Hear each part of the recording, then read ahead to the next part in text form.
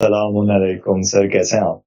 اللہ تعالیٰ کا بڑا احسان ہے. کون بات کر رہا بھائی؟ سر محمد عمر بات کر رہا ہوں سر، کراچی سے. آپ کیسے ہیں سر؟ خیریت سے ہیں؟ اللہ تعالیٰ آپ کو عزت دے بھائی صاحب، حکم کریں.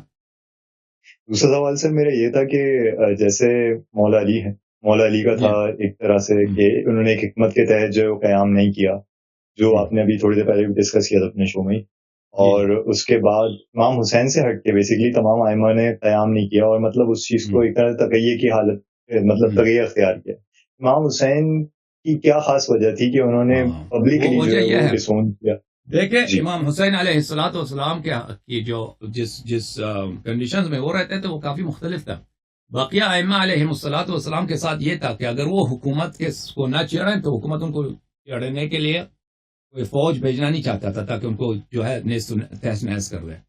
لیکن امام حسین علیہ السلام معاویہ کا بھی یہ طریقہ کار تھا کہ دیکھیں امام حسن علیہ السلام، امام حسین علیہ السلام ہے، اگر جب تک یہ حکومت کے خلاف ان کی جو خلافت ہے، ان کی حکومت ہے، ان کی جو امپائر ہے، اس کے خلاف یہ کوئی سازش نہ کریں، بغاوت نہ کریں، یہ لوگوں کو جمع نہ کریں کہ بھئی ہم یہاں پہ انقلاب کرتے ہیں، تو وہ ان کو رہنے دیں. ان کے خلاف جا کے ان کو تہس نہس کرنے کی وہ کوشش نہیں کرتے. وہ چاہتے تھے کہ مثلا کیونکہ اہل بیت علیہ السلام کی کافی پاپولیرٹی ہے عالم اسلام میں، تو ان کے ساتھ اگر ہم برا سلوک کریں تو یہ ہماری حکومت کے لیے بری بات ہے. تو وہ معاویہ جو تھا بڑا تیز آدمی تھا، اس کو پتا تھا اس بات کا، اور وہ مرتے وقت بھی اس نے یزید کو بڑی وصیت کی تھی کہ تم جو بھی ہو جائے تم حسین علیہ السلام کو قتل نہیں کرنا، کہ اگر قتل کرو گے تو یہ تمہارے لیے اس کا بہت برے نتائج ہوں گے. وہ اس لیے کہ وہ مصلحت ہی نہیں ہے اس بات کو، تمہیں ضرورت نہیں ہے ان کو قتل کرنے کی. اور اس نے معاویہ نے امام حسن مجتبی علیہ السلام کو اس لیے زہر دے کے قتل کیا تھا، وہ بھی چھپکے سے، علن سے نہیں تھا کہ کسی کو پتہ نہ چلے، زہر دیا تھا کیونکہ وہ اپنے بعد کس کو خلیفہ بنانا چاہتا تھا؟ یزید کو. اور امام حسن علیہ السلام اگر زندہ ہوتے تو معاہدہ یہی تھا کہ اگر میں مر گیا تو میرے بعد امام حسن علیہ السلام خلیفہ ہوں. تو اس لیے انہوں نے اپنے بیٹے کے لیے راستہ صاف کیا تھا. تو معاویہ کا جو طریقہ کار تھا یا ابو بکر عمر کا جو طریقہ کار تھا اہل بیت علیہ السلام کے ساتھ یہ تھا کہ جب تک یہ ہمارے خلاف تلوار نہیں اٹھاتے ہمیں ضرورت نہیں کہ ہم کیا کریں، ہم کو ان کو تہس نہس کر رہے ہیں، ان کو قتل کر رہے ہیں.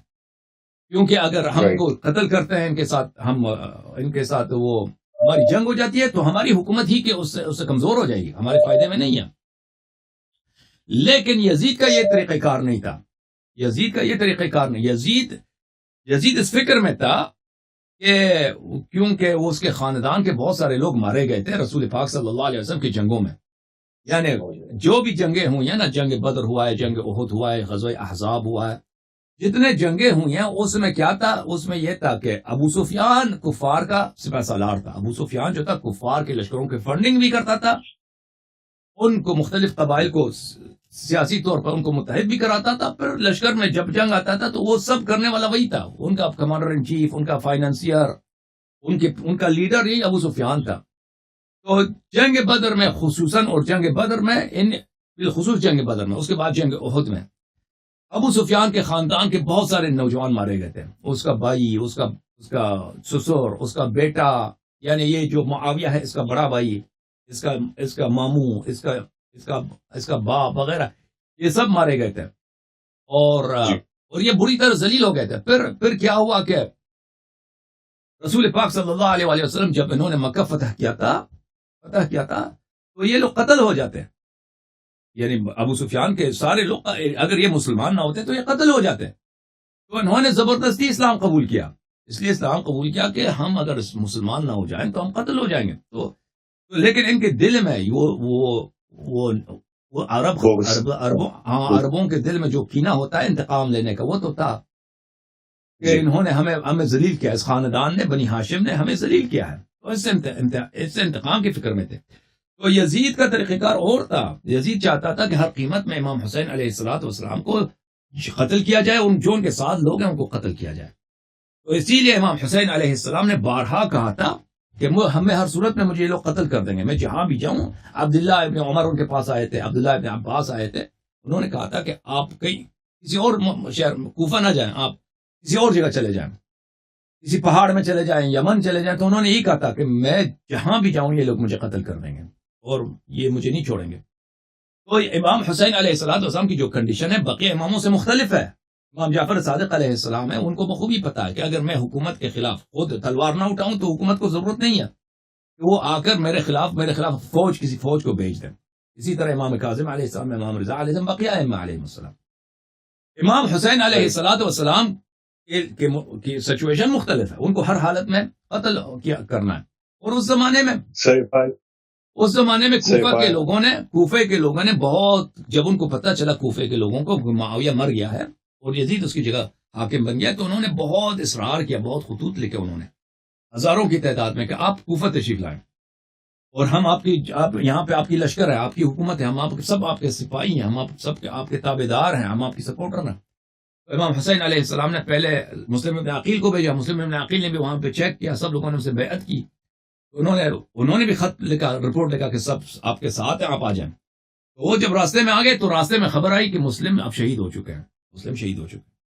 تو اب امام حسین علیہ السلام کو یہ ایک طرف سے تو ان کو پتا ہے کہ یہ جہاں بھی جائیں معاویہ ان کو قتل کر دیں گے. دوسری جانب ان کے پاس کوفہ کے علاوہ جانے کے علاوہ کوئی جگہ نہیں تھا، یعنی وہ واحد جگہ جہاں پر ان کو سپورٹ کی وعدہ کیا گیا کوفے کے لوگ ہیں، اور جگہ نہیں ہے، عراق کے لوگ ہیں.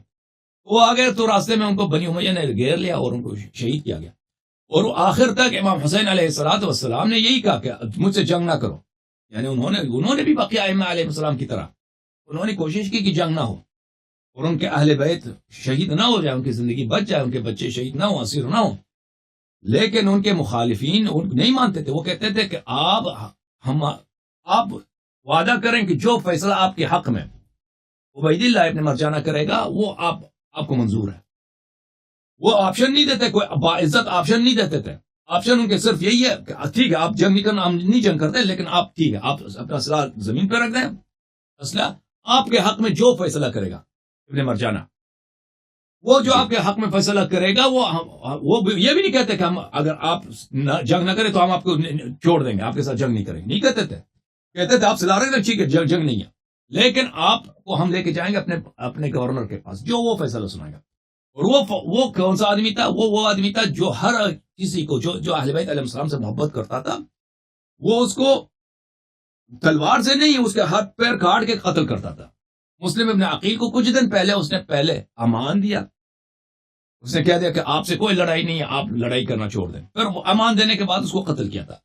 تو امام حسین علیہ السلام کو بخوبی پتا تھا کہ یہ لوگ ان سے صلح ہو ہی نہیں سکتی. انہوں نے فرمایا ہے قد رکزنی بین السلۃ والذلہ ایہات من الذلہ. ان لوگوں نے میرے لیے دو راستے چھوڑ دیے. ایک ہے راستہ تلوار کا، سلہ یعنی تلوار نکالنا، نیام سے تلوار نکالنا. ان لوگوں نے میرے لیے دو آپشن چھوڑے ہیں. ایک راستہ ہے تلوار کا، دوسرا ہے کہ میں ذلیل ہو جاؤں. مجھے یہ لوگ ذلیل کرتے ہیں، ذلیل کرنے کے بعد قتل کریں.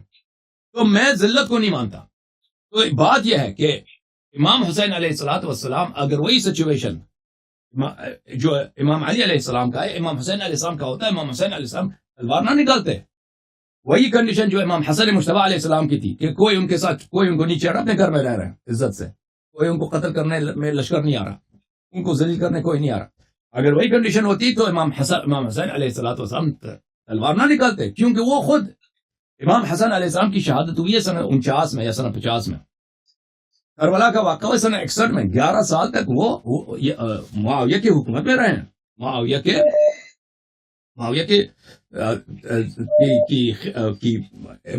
بادشاہت کے نیچے رہے. انہوں نے کبھی تلوار اٹھانے کی بات نہیں کی. تو اگر وہی کنڈیشنز جو مثلا امام جعفر صادق علیہ السلام کی ہوتی تو امام حسین علیہ السلام تلوار نہ نکالتے. امام حسین علیہ السلام کا جو اس طرح نہیں تھا کہ امام حسین اعظم گھر میں بیٹھے ہیں کہ انہوں نے انقلاب کی سوچی کہ آئیے ہم تلوار نکالتے ہیں جہاد کرتے ہیں. نہیں، ان کے پاس کوئی راستہ ہی نہیں ہے کہیں جانے کا، کچھ بھی نہیں دنیا میں کہیں جانے کا. اوکے، تھینک یو میرے بھائی، خدا حافظ.